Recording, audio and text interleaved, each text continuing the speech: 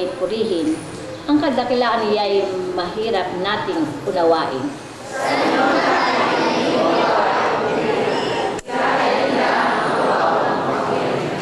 Ang karangalan mo at ang kadakilay at sasaysay ko ang mga gawa mo. Tayo po'y magsiupo. Tayo po ay manalangin. Makapangyarihang Diyos, lalo na sa mga taong hindi pa lubos na nakakilala sa inyo. Dalangin namin, Panginoon, na sa bawat miyembro ng Iglesia, mula sa pinakabata hanggang sa pinakamatanda, ay magkaroon ng pagkakaisa. Iyo ay paglingkuran. Ito po ang dalangin sa pangalan ng Jesus, na siya ulo ng Iglesia. At magulang upang maglingkod at makatulong tungo sa ikabubuti ng lahat.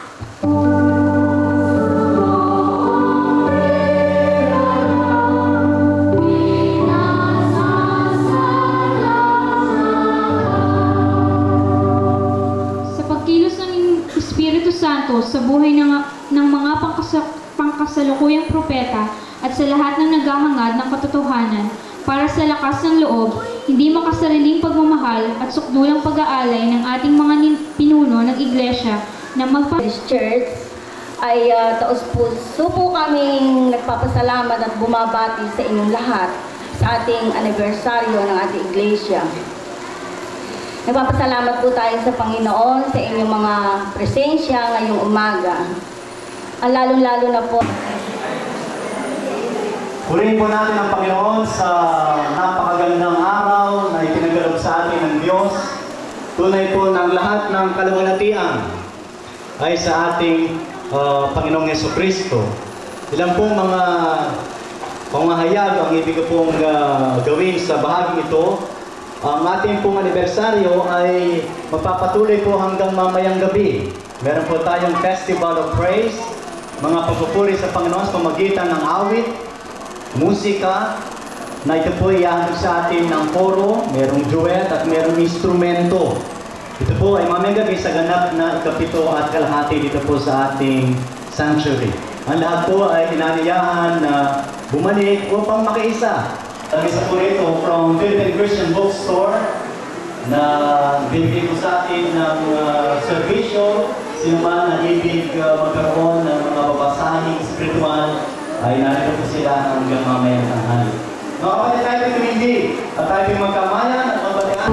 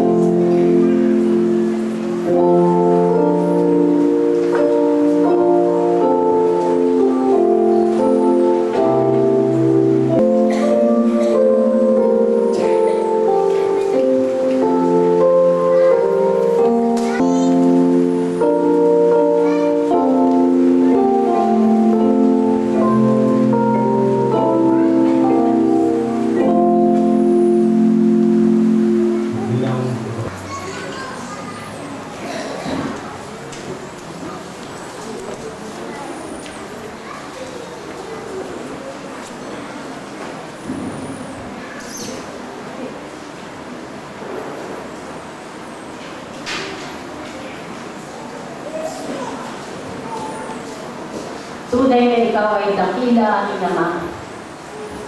Sapagkat kung hindi sa iyo maluwalhati't maitaas sa inyong pangalan, na kung hindi dahil sa aming mga ninuno dakilang Diyos, sana'y ang iglesia mo sa dakong ito ay hindi natindig. Dakilang Ama, ang dalangin namin na naway magpatuloy ang ipinamana sa amin ng aming mga magulang, na ang pananampalatayang ito'y aming ihasik, ang iyong banal na salita na kanilang tinanggap at kanilang ipinamuhay dakilang Diyos, ay patuloy naming maihasik sa dakong ito at sa dako paroon ng iyong ubasan dakilang Diyos. Nagpapasalamat kami dakilang Diyos sa aming mga ninuno na nagpamana sa amin ng ganitong panuloy maging matapat sa paglilingkod na sumusunod sa iyo. Tunay po dakilang Ama na ang kaluwalhatian ay sa iyo at ang kapurihan pagkat ito po ang aming dalangin sa tanging pangalan ng aming tagapagligtas na Jesus. Amen. Iyo, binigyan kita ng kapangyarihan upang pairali ng katarungan sa daigdig. Sa pamagitan mo ay gagawa ako ng pakipagtipan sa lahat ng tao at magdadala ng liwanag sa lahat ng bansa. Ikaw ang magpapadilat sa mga bulag at magpapalaya sa mga bilanggo ng kadiliman.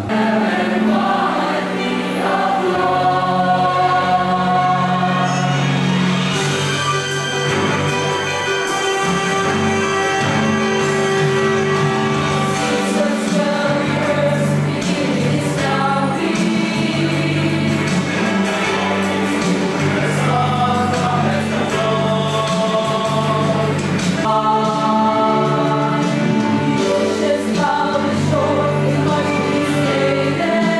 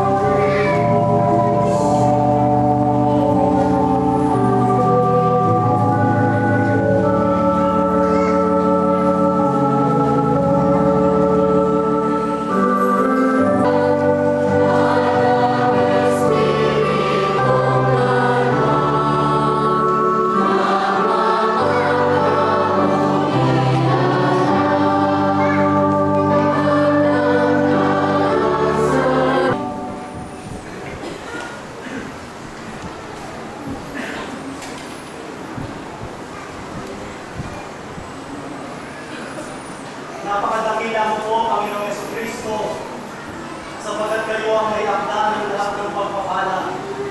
Tanggapin mo po, Panginoon, ang paghahandog ng ito at pangako ng iyong bayan. Naraman ang kanilang pagpupuri sa iyo. Patuloy po kaming turuan ng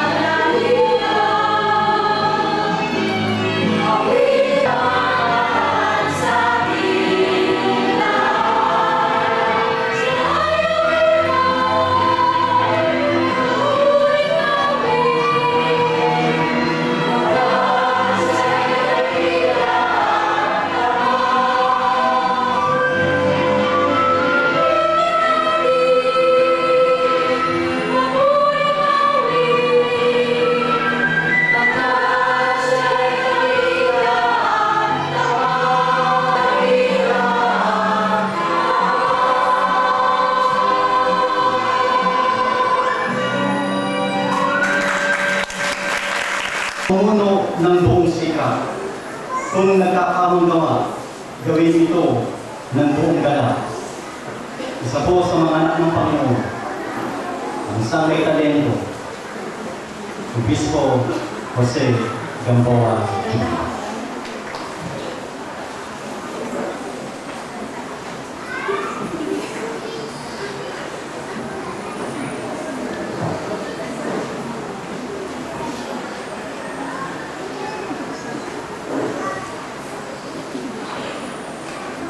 Binabati ko po kayong lahat sa pangalan ng ating Panginoong Jesucristo. Naway ang kanyang biyaya ang sumagana sa inyong lahat. Noong pong ako ay obispo sa Mindanao, ang aking dinanais ay magkaroon ng maraming kongregasyon tulad ng kongregasyon sa Luzon. Napakasigla, madiwa, masipag. Pinupuri natin ang Panginoon sa ating pagdiriwang na napuhat isang anak na si Reverendo Aniceto Villalon Jr. ay isa natin ngayong superintendente sa Occidental Mindoro. Nagagalap pong basahin ang inyong kasaysayan at ang inyong isa pong nagagalap na balita ay yung pagkalat ng Ebanghelyo sa Rusya. Dating isang bansang pinagaharian ng komunismo at ng walang paniniwala sa Diyos. Ngayon ay unti-unti nang kumakalat ang ating gawain doon at mismo ang relihiyong pambansa ng tumulong sa Russian Orthodox Church upang tumulong sa maraming mga mahihirap, upang tumulong sa pagpapaayos ng kanilang mga paggamutan, mga ospital, pagpapalakas sa kanilang mga paaralan, at sa pagpapahayag ng Ebanghelyo. At ang isang obispo ng ating iglesia,